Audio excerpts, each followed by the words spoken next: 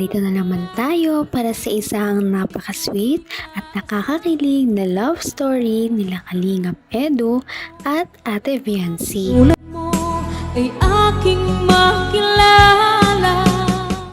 Para sa pagpapatuloy ng ating love story ay pumunta na nga ang buong Kalingap team kasama si Ate Viancy at sila ay umikot na naman sa Cebu at ito na nga ang kanilang third trip dahil ang kanilang unang pinuntahan ay sa Palawan. Pangalawa naman sa Albay at ngayong third time ni Ate Viancy ay nakapunta naman sila ngayon sa Cebu. Ito ay hindi mangyayari kung hindi dahil sa kanilang mga sponsors. Ang kanilang unang pinuntahan nga ay isang napakagandang lugar kung saan maraming mga puno, mga bulaklak na siya namang gustong gusto talaga ni Ate Viancy. Kaya talagang sobra ang pag-i-enjoy nila dito ng mga araw na yun at marami ang mga biruan, mga kilig na nangyari sa ating nakaraang video at ganun din naman sa ating video ngayon. Siyempre kung wala po yung ano natin, Kung wala ang yung tambalan natin. tambalan lang. Tambalan lang ba ang tingin mo sa atin? Dito sa ginagawa natin to. Wala bang wala bang nag-i-improve? Sana nga po. Hindi lang tambalan. Joke lang. Ay, okay na sana eh. Ang ganda dito. Wow, grabe. Flower garden. Anong ginagawa mo dyan, ha? Sumusunod po sa inyo. Sumusunod ka sa akin. Pabagal-bagal ka, you holding hands kita. Sige, bilisan mo. Kung ayaw mo maano. Bilang binilisan nga. Uy, tika lang, joke lang yun. Kamay na kita mahal. Kinabahan naman si Viancy doon dahil biniro lamang naman siya ni Kalingap Edu na kung pabagal-bagal pa siya sa paglalakad dahil nga medyo mainit ay talagang holding hands niya na si Ate Viancy. Kaya naman binilisan talaga ni Ate Viancy ang kanyang paglakad at talagang nauna pa ng mga 5 hakbang kay Kalingap Edu. Kaya natawa na lamang si Kalingap Edu kay Ate Viancy. Ngunit dito mo rin makikita kung gaano talaga kabuting babae si Viancy dahil hindi talaga siya easy to get at kahit ano pa ang gawin sa kanya ay hindi talaga siya madaling bibigay sa mga lalaki. Napakaganda na niya at napaka-conservative pa.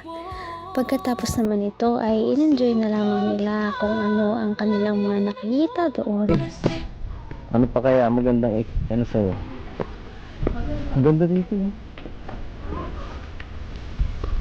Teka lang. Ito, selfie ka.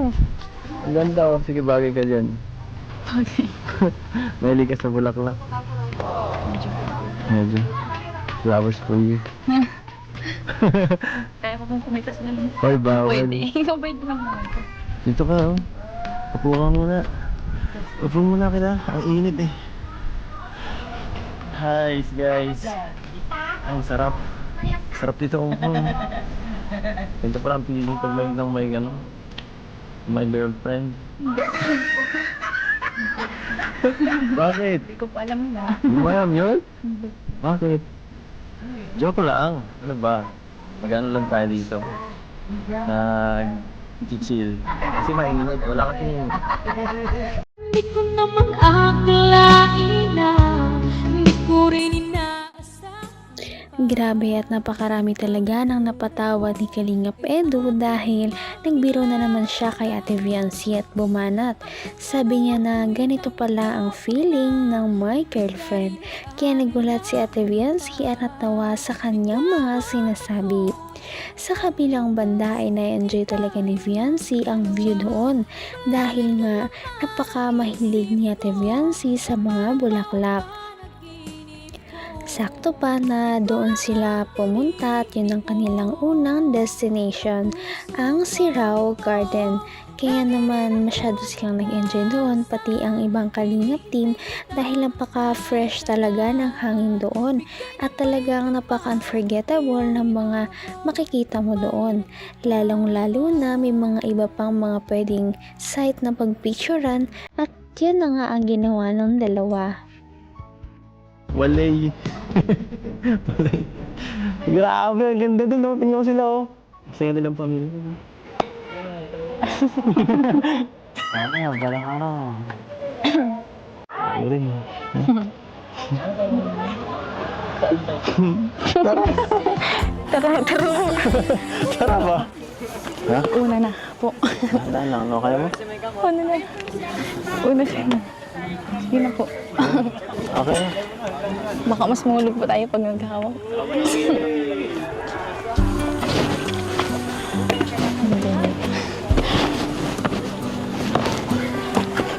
Okay na? Nakakita mo na. Ganda, oh. Tumingin ka dito.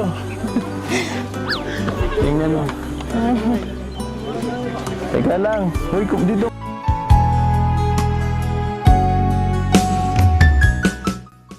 Meron silang nakitang isang parang dinudumog ng tao na picture spot. Ito nga ay parang dalawang kamay na napakalaki na nakaharap sa langit. At ito ay napakagandang picture spot dahil mataas ito at maganda ang view dahil ang background nito ay langit. Pagkatapos mag-picture ng ibang tao dito ay talagang hindi na sila nagpahuli at umakyat na rin sila sa dalawang kamay na ito. Natatakot pa nga si Ate Fiancé ng kaunti dahil medyo mataas-taas ito.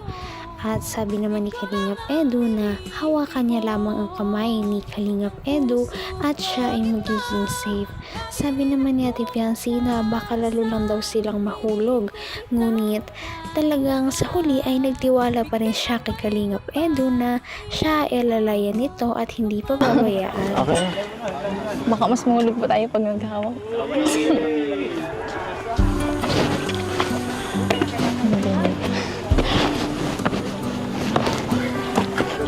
Okay na? Nakakita mo na. Ganda, oh. Tumingin ka dito. Tingnan mo. Teka lang. Hoy, dito ka, oh. Huwag kang tumikin. Matatakotin ka sa taas, sa heights. Okay lang yan. Dito ka sa gitna. Yan. Yan, okay na. Ay, paano ko ba sasabihin to? Paano ko sasabihin to sa'yo? Sasabihin ka pa dyan.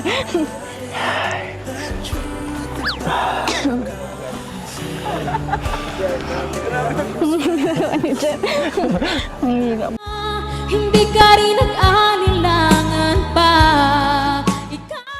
Pagkaakyat nga nila doon sa taas ng kamay na bato ay talagang nanginig yata ang tuhod ni Fiancé dahil meron pala siyang fear of heights. Hindi pala siya sanay umakyat sa mga matataas at takot siya dito. Kaya naman inalalayan siya ni Kalingap Edu at pinakalma. Talagang hinahawakan niya ang kamay ni Ate Fiancé para hindi ito matakot sa pag-akyat dito. Napakaganda pa naman ng view at maya-maya biglang lumuhod si Kalingap Edu at parang tototohanin yata ang sinasabi niya kanina na kung gusto niyang mag-propose ay doon talaga siya mag-propose sa lugar na yon. Ano kaya ang mga next na mangyayari? At yan ang makikita natin at mapapanood sa ating susunod na upload. Kaya naman, sana ipatuloy natin silang suportahan at mahalin si Fiancé, si Kalingap Edu at ang Kalingap team. Yun lamang at maraming salamat sa panonood. Abangan natin kung magkakatuluyan ba talaga si Kalingap Edu at Fiancé. Hanggang sa muli. Bye! Ngayon'y abot kamay na kita.